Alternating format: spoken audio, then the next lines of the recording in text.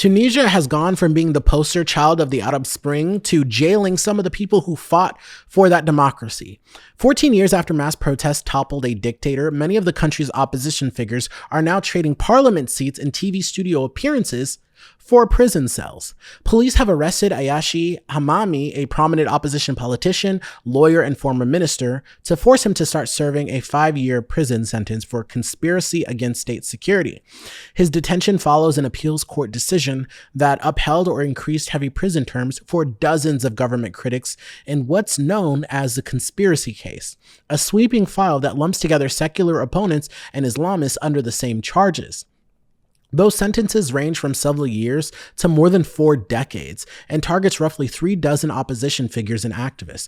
Among them, Shaima Issa, a leading figure in the National Salvation Front, now facing a 20-year sentence and already taken into custody, and Najib Shebi, the head of that opposition coalition, who received 12 years and is widely expected to be arrested next year. Hamami had recorded a video before his arrest saying he would launch a hunger strike from prison and turn his cell into a new front of struggle.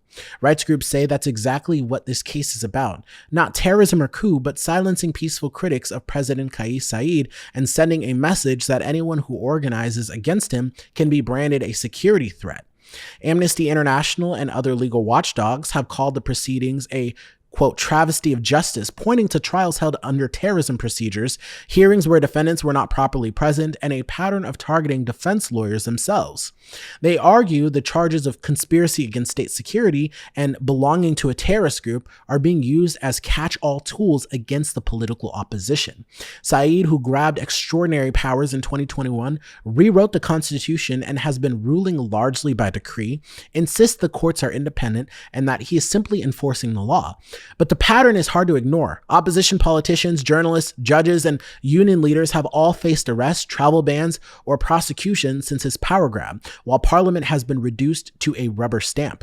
For Tunisians, this isn't an abstract debate. It's about whether the only real success story of the Arab Spring is now sliding into one-man rule, and whether speaking out about it could cost you decades of your life and leave your family to carry the consequences. If you enjoyed this video, don't stop here because we've got a whole playlist packed with context and updates just like this one. So click into the playlist, let it run while you work, cook, clean, or commute, and really get caught up. And make sure that you're following the Jazari Kual show so that you don't miss the next breakdown.